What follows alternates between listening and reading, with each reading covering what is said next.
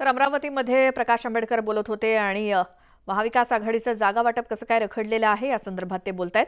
यानंतर एक मोठी बातमी, उद्धव ठाकरे यांनी परस्पर उमेदवार जाहीर केल्यामुळे महाविकास आघाडीमध्ये नाराजी असल्याची माहिती सूत्रांकडून मिळते। सांगली आणि उत्तर पश्चिम लोकसभा मतदारसंघातील शिवसेना उद्धव बाळासाहेब ठाकरे गटाचे उमेदवार ठाकरेंनी जाहीर केले। यावरून महाविकास आघाडीतील अन्य दोन पक्षाचे नेते नाराज असल्याचं कळतंय। जागा वाटप जाहीर एकत्रित करण्याची भूमिका असताना ठाकरे यांनी परस्पर उमेदवार जाहीर करत काँग्रेस पक्षावरतीच दबाव आणला असं काँग्रेस नेत्याचं मत आहे।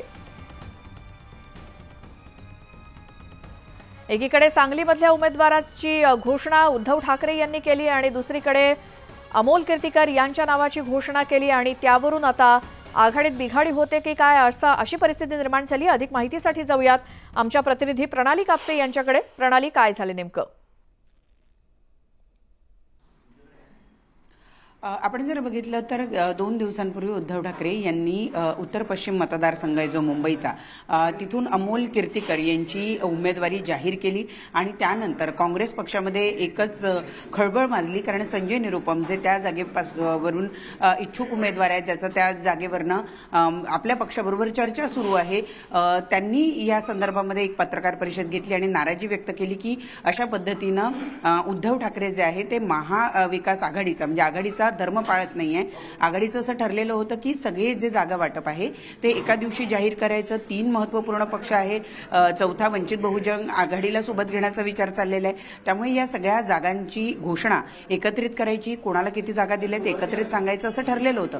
परंतु तसं न होता उद्धव ठाकरे यांनी आपल्या 2 जागांवरची उमेदवारी जी आहे ती जाहीर केली आणि त्यामुळे कुठेतरी काँग्रेस पक्षामध्ये हडकंप माजलाय। दुसरीकडे एक काँग्रेस लेकी बोले सुने लागे सुद्धा करण्याचा प्रयत्न करत आहे, कारण जर आपण बघितलं तर सगळ्यात आधी राष्ट्रवादीनं बारामतीमधून सुप्रिया सुळे यांची उमेदवारी एक प्रकारची जाहीर केलेली होती।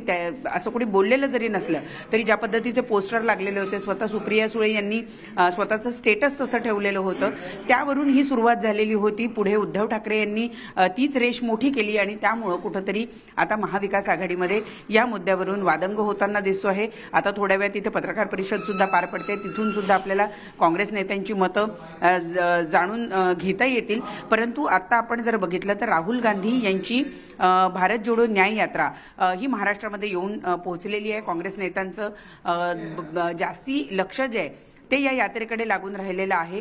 असं असताना ते या कार्यक्रमामध्ये गुंतलेले असताना कुठल्याही पद्धतीचं जागा वाटप मुद्दाम जाहीर केलं जात नाहीये, कारण त्यामुळे जागा वाटप जाहीर झाल्यामुळे पक्षातले काही लोक नाराज होऊ शकतात, पक्ष सोडून जाऊ शकतात आणि कुठलीही नाराजी ही या यात्रेच्या आधी ओढवून घ्यायची नाही या काँग्रेसला। परंतु उद्धव ठाकरेंनी मात्र जागा वाटप काही ठिकाणचं जाहीर केल्यामुळे ही नाराजी, अंतर्गत नाराजी आहे ती उफाळून बाहेर येताना दिसते आणि म्हणूनही ही नाराजी दिसून येते। बिलकुल प्रणाली, या सगळ्या माहितीसाठी धन्यवाद। आणि काँग्रेस या संदर्भात काही काँग्रेसकडून वक्तव्य येतं का हे देखील आपलं त्याकडे लक्ष असेलच।